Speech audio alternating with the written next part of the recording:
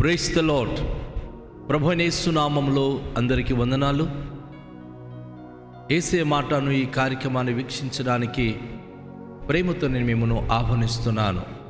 ఈ దినము లూకాసు వార్త 17వ అధ్యాయము 26వ వచనం నుండి 37 వచనాల వరకు ధ్యానించుకుందాం. నోవాహు దినములలో జరిగినట్లు మనుష్య కుమారుని దినములలో జరుగును. నోవాహు ఓడలోనికి వెళ్ళిన దినము వరకు జనులు తినుచు త్రాగుచు పెండ్లాడుచు పెళ్లికి ఇయ్యబడుచు నుండిరి. అంతలో జలప్రళయము వచ్చి వారినందరినీ నాశనము చేసెను. లోతు దినములలో జరిగినట్లుగా జరుగును.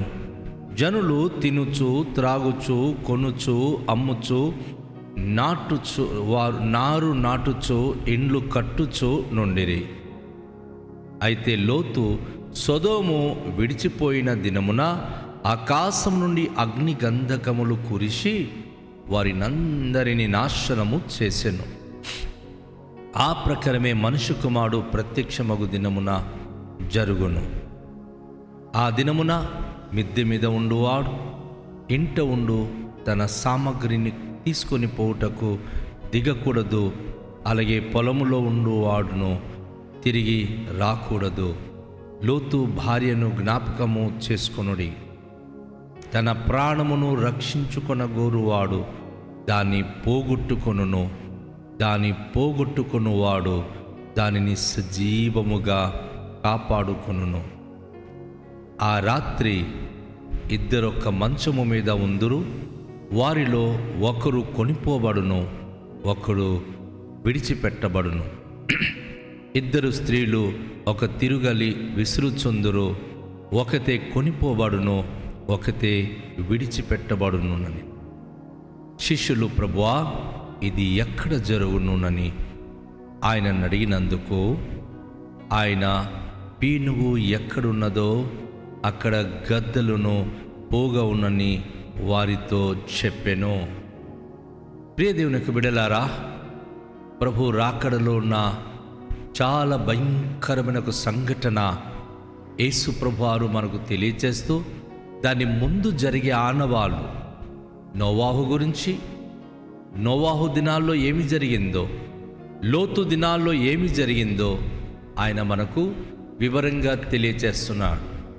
లోతు దినంలో మొదటిగా నోవాహు దినాల్లో ఏమి జరిగింది, జలప్రళయము రాబోతుందని చెప్పి ప్రభు నోవాహుకి ఓడ తయారు నోవాహు దాదాపు కొన్ని సంవత్సరాలుగా ఓడ తయారు చేస్తూ ఉన్నాడు. ఆయన ఓడ తయారు చేసినప్పుడు చాలామంది ఎగతాళి చేశారు. చాలా సంవత్సరాల వరకు ఆయన తన కుమారులు శ్రమించి తయారు చేస్తుంటే ఈయన పిచ్చోడు, ఎప్పుడో ప్రళయం వస్తుందట, ఇతని కుటుంబమే కాపాడుకుంటాడట అని అందరూ తినుచున్నారు, త్రాగుచున్నారు, పెళ్లి చేసుకుంటూ రకరకాల విధాలుగా వారు విలాసవంతంగా జీవితం గడుపుతున్నారు.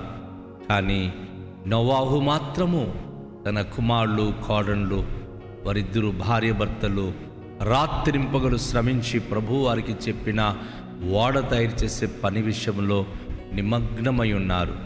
నేటి క్రైస్తవ సంఘమా, అనేక మంది క్రైస్తులు ప్రభు రాకడ కొరకై ఉపవాసముండి కన్నీళ్లు కార్చి ప్రార్థనతో భయము భక్తితో జీవిస్తుంటున్నప్పుడు అనేక మంది అన్యజనంగము వీరు దేవుడు వస్తాడట, వీడిని కొనిపోతాడట, మనం విడిచిపెట్టబడతామట, వీడి దేవుడే వీడికి పరలోకానికి తీసుకెళ్తారట అని ఎగతళి చేస్తూ ఆ పెళ్లి పేరంటాలు తినడం త్రాగడం విచ్చలవిడిగా జీవితానికి విలాసవంతంగా వారు బ్రతకడం ప్రారంభించి ఉన్నారు. అయితే నోవాహు దినాల్లో మరి హఠాత్తుగా జలప్రళయం వచ్చి 40 రాత్రింపగలు కుండపోత వర్షం కురిసినప్పుడు సర్వ ప్రపంచమంతా మునగడం మొదలైంది.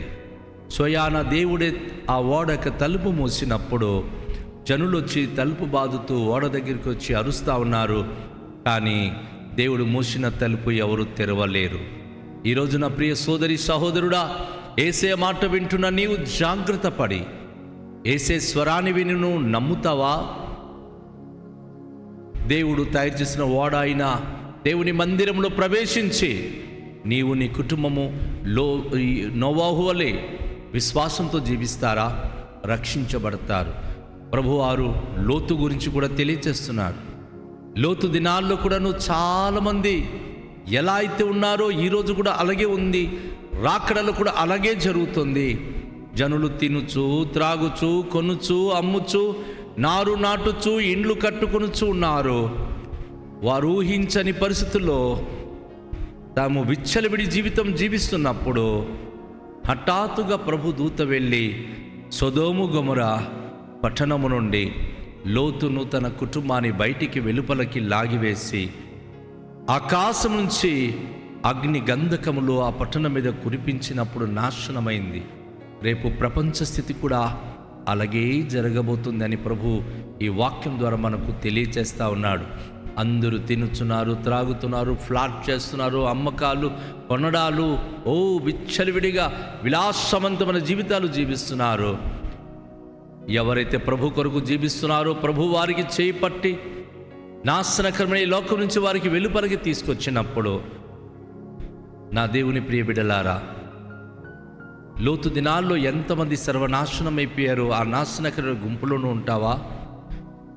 లేక దేవుని దూతలు నేను ప్రత్యేకించినప్పుడు ప్రత్యేకించబడిన గుంపులో ఉంటావా? ప్రభు అంటున్నాడు, ఆ ప్రకారమే మనుష్య కుమారుడు ప్రత్యక్షమైనప్పుడు ఆ దినం అలా ఉండును అని చెప్పి ప్రభు తెలియచేస్తున్నాడు. సో ప్రభు కొన్ని మాటలు తెలియచేస్తా ఉన్నాడు. ఆ దినమున మిద్దె మీద ఒకళ్ళు మేడగదిలో ఉన్నావా, కిందకి దిగొద్దు. సామగ్రి తీసుకొని పోవాలని అనుకోవద్దు. అలాగే పొలంలో ఉన్నావా, నువ్వు ఇంటికి వెళ్ళొద్దు. ప్రభువారు తెలియచేస్తూ లోతు భార్య జ్ఞాపకం చేసుకొనండి. అయ్యో, నా సామాన్లన్నీ ఇంట్లో ఉండిపోయింది. అయ్యో, నేను అనేక మందికి అనేక అప్పులు ఇచ్చున్నానని లోకంతో తను వేసుకున్న ముడిని బట్టి ఆమె వెనకకు తిరిగి చూసి తన జీవితము ఉప్పు స్తంభమైపోయి నాశనమైపోయింది. ఈరోజు లోక వ్యామోహంతో ఉండి ఒకవేళ అనేక మంది తమ జీవితాల్లో లోకంతో ఒప్పందం చేసి ఆ లోక విలాసవంతమైన జీవితంతో ముడిపడి పెట్టుకొని ఒకవేళ వెనక్కి తిరిగి లోకంతో మేము ఉండాలని ప్రభువును నమ్ముకొని చర్చికి వెళ్ళి ప్రార్థన చేసి భయభక్తి కలిగి ఉంటే ఏమి లాభము?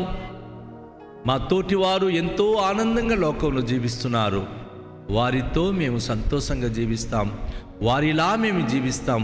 ఉన్న ఈ జీవితంలో ఆనందించకపోతే చచ్చిన తర్వాత ఏం జరుగుతుందో ఎవరికి తెలుసు అని ఒకవేళ లోతు భార్యలా, ఓ సహోదరి, ఓ సహోదరుడా, ఓ దేవుని బిడ్డ, దేవుని విషయంలో నిర్లక్ష్య వైఖరి కలిగి ఉన్నావా? లోతు భార్య ఉప్పు స్తంభం అయిపోయి తను రక్షణ పొందలేకపోయింది, విమోచించబడలేకపోయింది. అందుకే ప్రభు అంటున్నారు, తన ప్రాణమును రక్షించుకొనగోరువాడు దానిని పోగొట్టుకొనును, దాని పోగొట్టుకున్నవాడు దానిని సజీవముగా కాపాడుకొనును.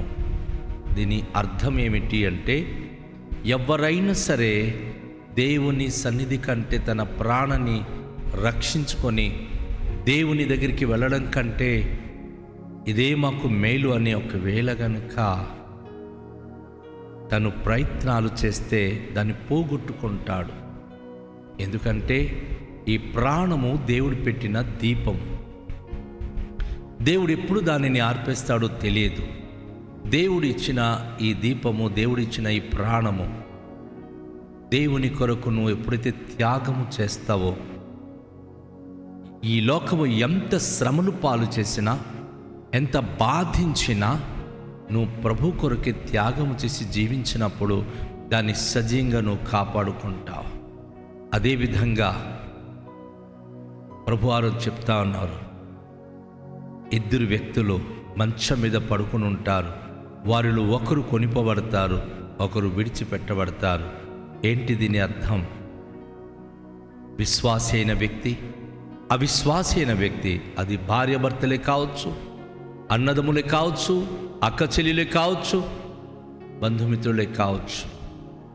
ఎవరైతే దేవుని పట్ల శ్రద్ధ కలిగి లోకాన్ని విడిచి ప్రభు కొరకు జీవించడానికి ఇష్టపడుతున్నారో వారు కొనిపోబడతారు. ఎవరైతే లోకాన్ని ప్రేమించి దేవునిని ద్వేషించి ఉంటారో, ఒకవేళ నువ్వు భార్య కావచ్చు, భర్త కావచ్చు, దేవునికి నమ్మక, దేవుని పట్ల విశ్వాసంగా నడిచిన వ్యక్తి అయితే నువ్వు విడిచిపెట్టబడతావు. విశ్వాసం కలిగిన వ్యక్తి మాత్రమే కొనిపోబడతారు, ప్రభు రాజ్యంలో చేర్చబడతారు. ఇద్దరు స్త్రీలు ఒకవేళ గనుక తిరుగలి ఇసురుతా ఉంటే, అందులో విశ్వాసి అయినటువంటి స్త్రీ, అవిశ్వాసి అయినటువంటి స్త్రీ, ఈ ఇద్దరిలో ఒకరే ఎత్తబడతారు. నువ్వు ప్రభును నమ్మి ఉన్నావా? నువ్వు ఆఫీసులో పనిచేస్తున్నా, నువ్వు ఒకవేళ ప్రయాణాల్లో ఉన్నా, నువ్వు ఎలాంటి పనిపాట్లు చేస్తున్నా, దేవునికి ఇష్టమైన బిడ్డగా జీవించే ఆ విశ్వాసకరమైన జీవితం నీలో ఉంటే నువ్వు ఎత్తబడతావు. దేవునికి విడిచిపెట్టి తిరుగుతున్నట్లయితే నువ్వు విడువబడతావు. శిష్యులు అడుగుతున్నారు, ప్రభువా ఇది ఎక్కడ జరుగుతుంది, ఎలా జరుగుతుంది అని అడిగినప్పుడు యేసు ప్రభువారు చాలా భయంకరమైన సత్యమోడి చెప్పారు. పీనుగు ఎక్కడున్నదో అక్కడే గ్రద్దలు పోగవును అని వారితో చెప్పాడు. అంటే ఎప్పుడైతే మనుషులు పిట్టల పడి రాలిపోయి చనిపోబోతున్నారు, దేవుడు విడిచిపెట్టినప్పుడు అనేక మంది నాశనం కాబోతున్నారు, అదే ఆయన రాకడకు సూచన. దేవుని ప్రియ బిడ్డ, దేవుని విడిచిపెట్టి నువ్వు రాలిపోవద్దు. దేవునిని విడిచిపెట్టి నువ్వు పీనుగా మారొద్దు. కానీ నువ్వు మహిమగల శరీరము దాల్చి, మహిమగల రాజు యొక్క ప్రభు అయిన యేసుక్రీస్తు వారి యొక్క ప్రత్యక్షతలో ఎత్తబడ్డానికి నువ్వు సిద్ధపడి కలిగి ఉండాలని ప్రభు పేరిట నేను మీకు తెలియచేస్తా ఉన్నాను. ప్రభు తన రాకడకున్నటువంటి కొన్ని సూచనలు ఆయన మనకు తెలియచేశారు కనుక ఆయన రాకడలో మనం ఎత్తబడ్డానికి, కొనిపోబడ్డానికి, ఆయన రాజ్యములో మనం ప్రవేశించడానికి భాగ్యవంతులు కావాలనుకుంటే రండి, కళ్ళు మూసుకొని దేవునికి మనం అడుగుదాం, ప్రార్థన చేద్దాం. మికిలి దయగల పరలోకపు తండ్రి, మీ పరిశుద్ధ నామానికి స్తోత్రాలు. ప్రశస్తమైన సమయంలో అమూల్యమైన మీ యొక్క వాక్యమును ప్రభువే విని ఉన్న మీ రాకడల్లో జరగబోయే సంభవాలు ఏ విధంగా ఉంటుందో, మీ రాజ్యములో ఎలా మేము ప్రవేశించగలమో మీ మాటల ద్వారా మేము నేర్చుకున్నాం కనుక ఈ మాటలను బట్టి మాకు దీవించి మీ రాజ్యములో చేరే హక్కుదారులై విశ్వాసం కలిగి జీవించే భాగ్యం ఇవ్వండి. లోకాన్ని సంపాదించి మా ప్రాణం పోగొట్టుకుంటే మాకు ప్రయోజనం ఏమిటి ప్రభువా?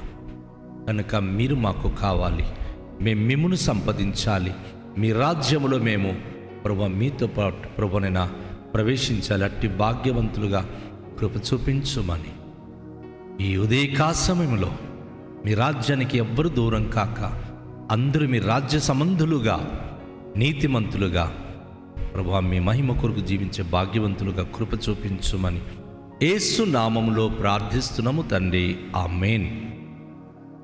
అందరికీ షాలోం. ప్రభు మనలను దీవించునుగాక.